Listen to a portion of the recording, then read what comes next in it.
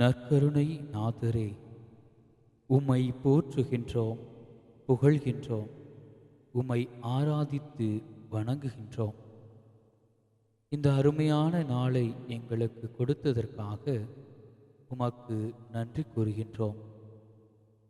இந்நாளிலே எங்கள் குடும்பங்கள் ஒவ்வொன்றையும் ஆசீர்வதித்ததற்காக உமக்கு நன்றி கூறுகின்றோம். எங்கள் அனைவருக்கும் நல்ல உடல் உள்ள சுகம் கொடுத்ததற்காக உமக்கு நன்றி கூறுகின்றோம். நற்கருணை நாதரே, இதோ நாங்கள் உம்மோடு செலவழிக்கின்ற இந்த ஒரு சில மணித்துளிகள் எங்களுக்கு உமது அன்பையும் அருளையும் தந்து ஆசீர்வதிப்பீராக. என்றென்றும் வாழ்ந்து ஆட்சி செய்கின்றவர் நீரே. ஆமேன். புனித மத்தேயு எழுதிய தூய நற்செய்தியிலிருந்து வாசகம். இயல் 25 இறைவாக்கியங்கள் 1 முதல் 13 வரை. அந்நாளில் விண்ணரசு எவ்வாறு இருக்கும் என்பதை பின்வரும் நிகழ்ச்சி வாயிலாக விளக்கலாம். மணமகனை எதிர்கொள்ள மணமகளின் தோழியர் 10 பேர் தங்கள் விளக்குகளை எடுத்துக்கொண்டு புறப்பட்டு சென்றார்கள். அவர்களுள் 5 பேர் அறிவிலிகள், 5 பேர் முன்மதி உடையவர்கள். அறிவிலிகள் 5 தங்கள் விளக்குகளை எடுத்துச் சென்றார்கள். ஆனால் தங்களோடு எண்ணெய் எடுத்துச் செல்லவில்லை. முன்மதியுடையோர் தங்கள் விளக்குகளுடன் கலங்களில் எண்ணெயையும் எடுத்துச் சென்றனர். மணமகன் வர காலந்தாழ்த்தவே அனைவரும் தூக்க மயக்கத்தால் உறங்கிவிட்டனர். நள்ளிரவில், இதோ மணமகன் வருகிறார், அவரை எதிர்கொள்ள வாருங்கள் என்ற உரத்த குரல் ஒலித்தது. மணமகளின் தோழியர் எல்லாரும் எழுந்து தங்கள் விளக்குகளை ஒழுங்குபடுத்தினர்.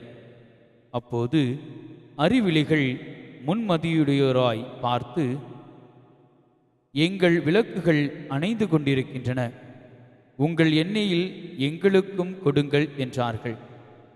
முன்மதி உடையவர்கள் மறுமொழியாக, உங்களுக்கும் எங்களுக்கும் எண்ணெய் போதுமான அளவு இராமல் போகலாம். எனவே வணிகரிடம் போய் நீங்களே வாங்கிக் கொள்வதுதான் நல்லது என்றார்கள். அவர்களும் வாங்க புறப்பட்டு சென்றார்கள். அப்போது மணமகன் வந்துவிட்டார். ஆயத்தமாயிருந்தவர்கள் அவரோடு திருமண மண்டபத்துக்குள் புகுந்தார்கள். கதவும் அடைக்கப்பட்டது. பிறகு மற்ற தோழிகளும் வந்து, ஐயா ஐயா, எங்களுக்கு கதவை திறந்துவிடும் என்றார்கள். அவர் மறுமொழியாக, உறுதியாக உங்களுக்கு சொல்கிறேன், எனக்கு உங்களை தெரியாது என்றார். எனவே விழிப்பாயிருங்கள், ஏனெனில் அவர் வரும் நாளோ வேளையோ உங்களுக்கு தெரியாது. இது ஆண்டவரின் அருள்வாக்கு. கிறிஸ்துவே உமக்கு புகழ்.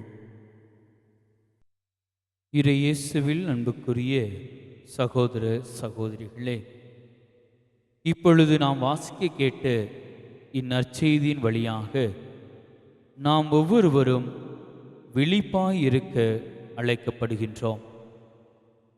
ஏனெனில் ஆண்டவர் வரும் நாளோ நேரமோ நமக்கு தெரியாது என்பதை நற்செய்தி இன்று விளக்கி கூறுகின்றது. இப்பொழுது வாசிக்கப்பட்ட இந்த 10 தோழியர் உவமையில் நாம் எந்த அளவிற்கு விழிப்பாயிருக்கின்றோம், எந்த அளவிற்கு ஆண்டவரின் வருகைக்காக காத்திருக்கின்றோம், எந்த அளவிற்கு நாம் அவரோடு பயணிக்கப் போகின்றோம் என்பதை சிந்தித்து பார்க்க இருக்கின்றோம். முதலிலே விழிப்பாய் இருங்கள் என்று சொல்லி ஆண்டவர் கொடுக்கின்ற அழைப்பில் முன்மதியுடைய அந்த 5 தோழிகளைப் போல நாமும் அனைத்திற்கும் தயார் நிலையாக எதிர்நோக்கின் ஒரு முன்னோடியாக இருக்க வேண்டும் என்று அழைக்கின்றார். ஏனெனில் முன்மதியுடைய தோழியர்கள் தங்களோடு விளக்குகளை மட்டுமல்லாமல் எண்ணெயையும் எடுத்துச் சென்றார்கள்.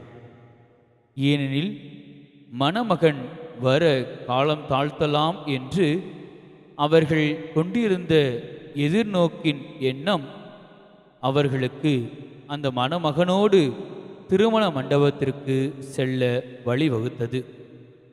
ஆனால் முன்மதி இல்லாமல் அறிவிலிகளாய் இருந்த 5 தோழிகள் தாங்கள் எதை கொண்டு போகின்றோம் என்று தெரியாமல் ஒரு எதிர்நோக்கு பார்வையோடு பார்க்காமல் இருந்ததால் அவர்கள் மணமகன் வருகின்ற பொழுது தயாராக இருக்கவில்லை. அவர்கள் புறம்பே தள்ளப்படுவதை நாம் பார்க்கின்றோம்.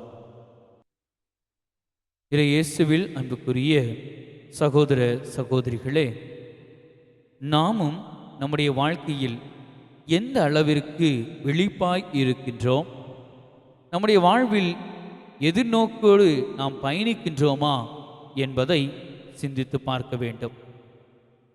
ஏனெனில் அந்த எதிர்நோக்கோடு நாம் நடக்கின்ற வழிகள்தான் ஆண்டவரோடு இணைந்து நாம் நடக்க உதவும் என்பதற்கு இந்த உவமை எடுத்துக்காட்டாக இருக்கின்றது.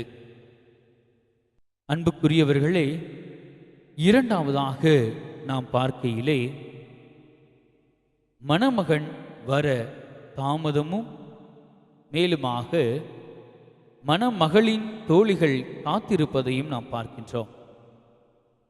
இதை நாம் ஆழமாக சிந்தித்து பார்க்கையிலே நம் ஆண்டவர் இயேசு கிறிஸ்துவின் 2ஆம் வருகையை அவ்வாறாகவே எடுத்துக்கொள்ளலாம்.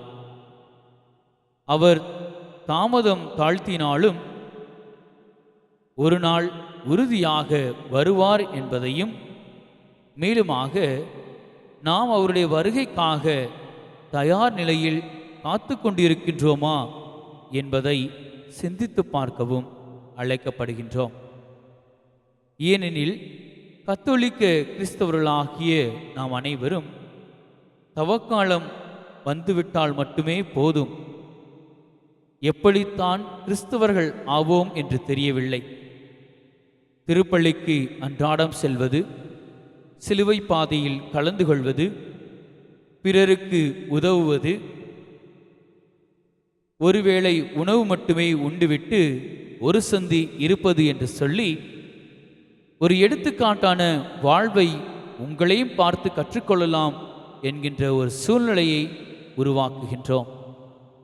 ஆனால் தவக்காலம் மட்டும் ஆண்டவர் வருகின்ற காலம் என்பதல்ல.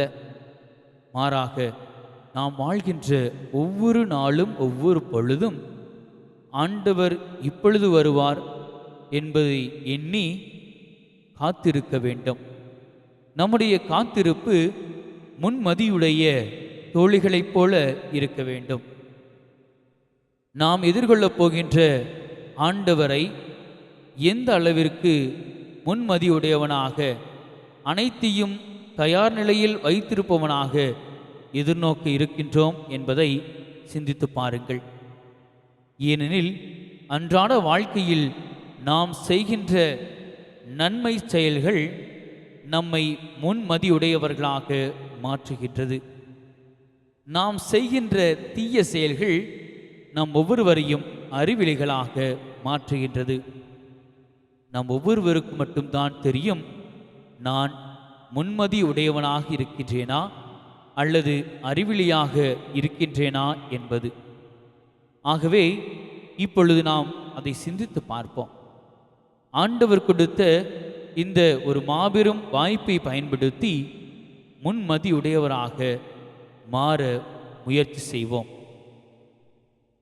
இவ்வேளையிலே நற்கருணையில் வீற்றிருக்கும் நம் ஆண்டவரில் நம்மையே ஒப்படைத்து அந்த 5 முன்மதியுடைய பெண்களைப் போல நாமும் மாற வரம் கேட்போம்.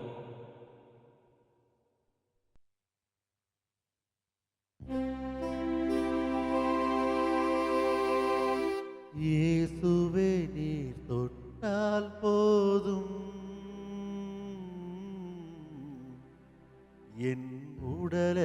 உடலெல்லாம் அற்புதம் காணும். இயேசுவே நீர் சொன்னால் போதும், என் மனமெல்லாம் சுகமாய் மாறும்.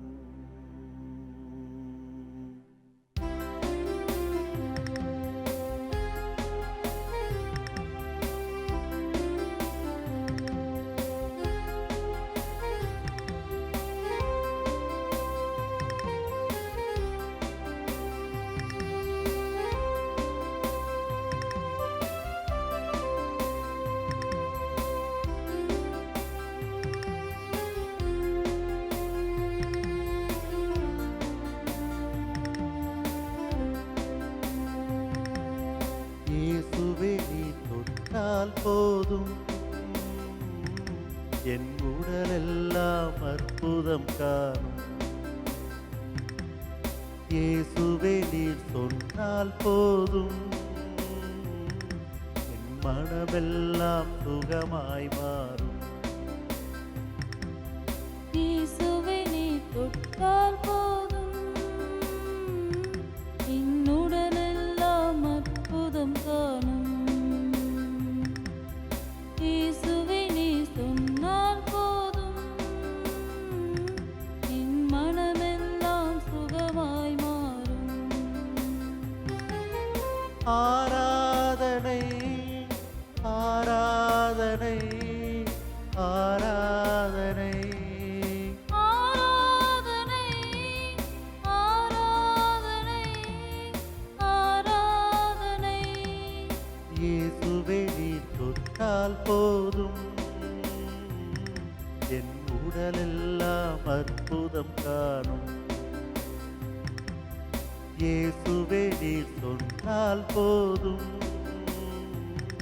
என் மனமெல்லாம் சுகமாய் மாறும்.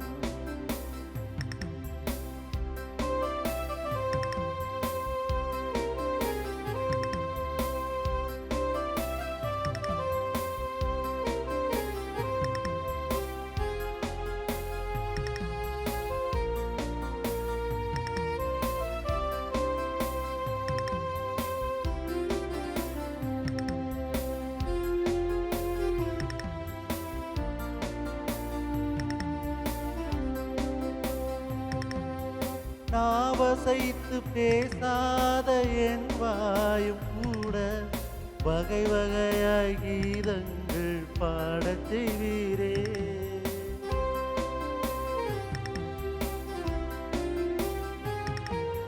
நாவசைத்து பேசாத என் வாயும் கூட வகை வகையாய் கீதங்கள் பாடச் செய்வீரே. இயேசுவே நீ தொட்டால் போதும், என் உடலெல்லாம் அற்புதம் காணும். இயேசுவே நீ சொன்னால் போதும், என் மனமெல்லாம் சுகமாய் மாறும்.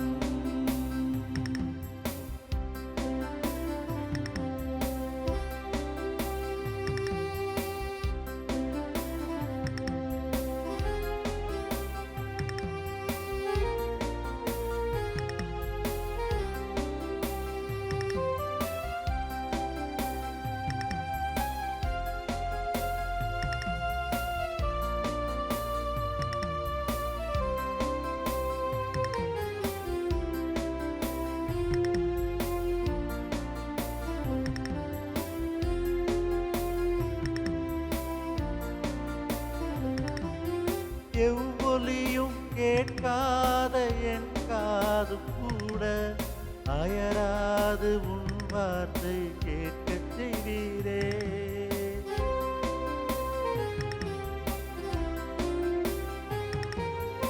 எவ்வொலியும் கேட்காத என் காது கூட அயராது உன் வார்த்தை கேட்கச் செய்வீரே. இயேசுவே நீ தொட்டால் போதும், என் உடலெல்லாம் அற்புதம் காணும். இயேசுவே நீ சொன்னால் போதும், மனமெல்லாம் சுகமாய் மாறும்.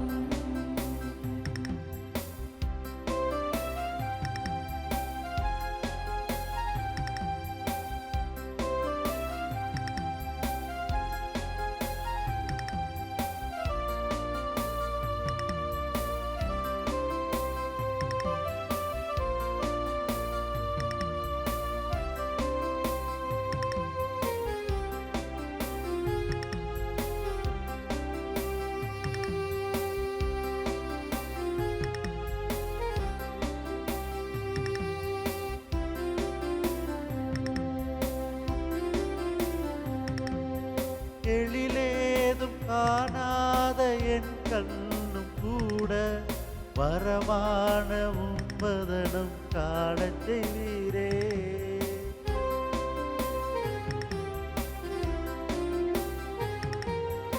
எழிலேதும் காணாத என் கண்ணும் கூட வரமான உம்பதனும் காணச் செய்வீரே. இயேசுவை நீ தொட்டால் போதும், என் உடலெல்லாம் அற்புதம் காணும். இயேசுவை நீ சொன்னால் போதும், என் மனமெல்லாம் சுகமாய் மாறும்.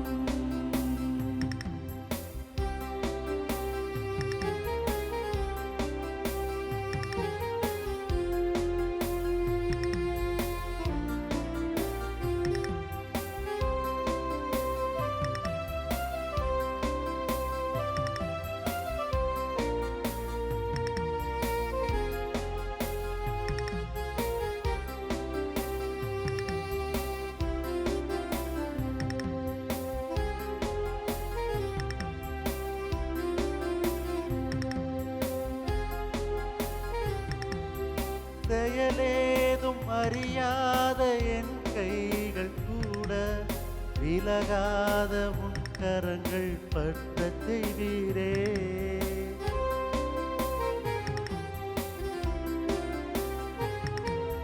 செயலேதும் அறியாத என் கைகள் கூட விலகாத உன் கரங்கள் பற்றச் செய்வீரே. இயேசுவை நீ தொட்டால் போதும், என் உடலெல்லாம் அற்புதம் காணும். இயேசுவை நீ சொன்னால் போதும், என் மனமெல்லாம் சுகமாய் மாறும்.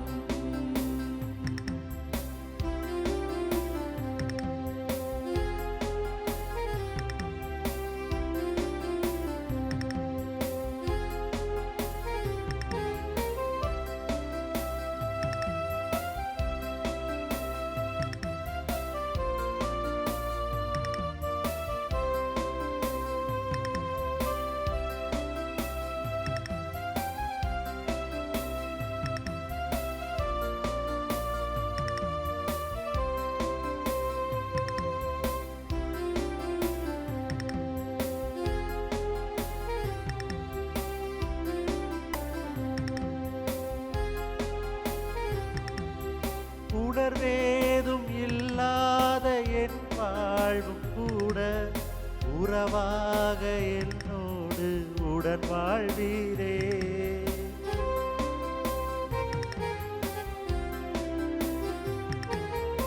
உணர்வேதும் இல்லாத என் வாழ்வும் கூட உறவாக என்னோடு உடன் வாழ்வீரே. இயேசுவை நீ தொட்டால் போதும், என் உடலெல்லாம் அற்புதம் காணும். இயேசுவை நீ சொன்னால் போதும், என் மனமெல்லாம் சுகமாய் மாறும். ஆராதனை ஆராதனை ஆராதனை ஆராதனை ஆராதனை ஆராதனை. இயேசுவை நீ தொட்டால் போதும், என் உடலெல்லாம் அற்புதம் காணும். இயேசுவே நீர் சொன்னால் போதும், என் மனமெல்லாம் சுகமாய் மாறும். இயேசுவே நீர் தொட்டால் போதும், என் உடலெல்லாம் அற்புதம் காணும். இயேசுவே நீர் சொன்னால் போதும், என் மனமெல்லாம் சுகமாய் மாறும்.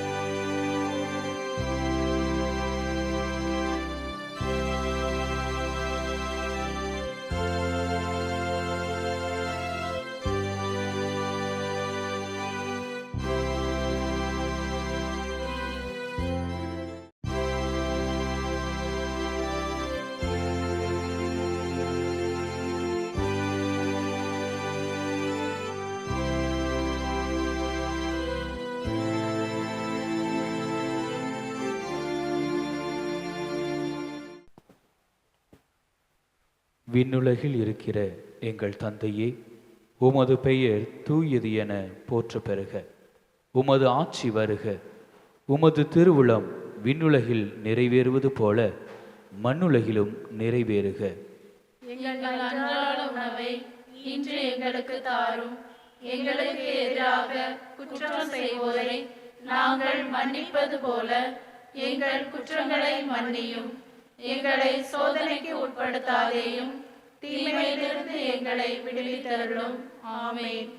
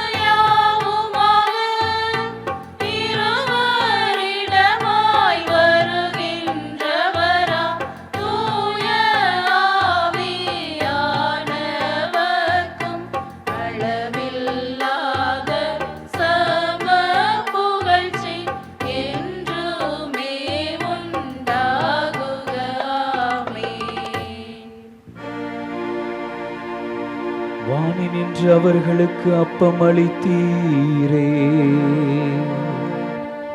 இனிமேலாம் கண்ணலத்தை கொண்ட அப்பம் இதுவே. மன்றாடுவோமாக. இறைவா, இந்த வியப்புக்குரிய திருவருட் சாதனத்திலே உம்முடைய பாடுகளின் நினைவை எங்களுக்கு விட்டு சென்றீ.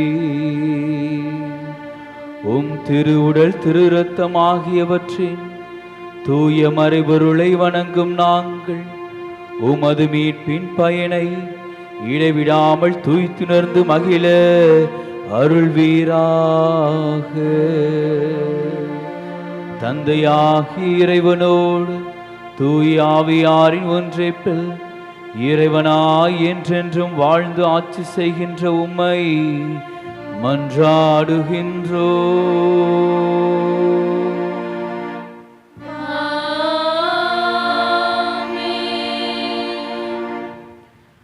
அனைவரும் தலைவணங்கி இறைவனின் ஆசீரை பெறுவோம்.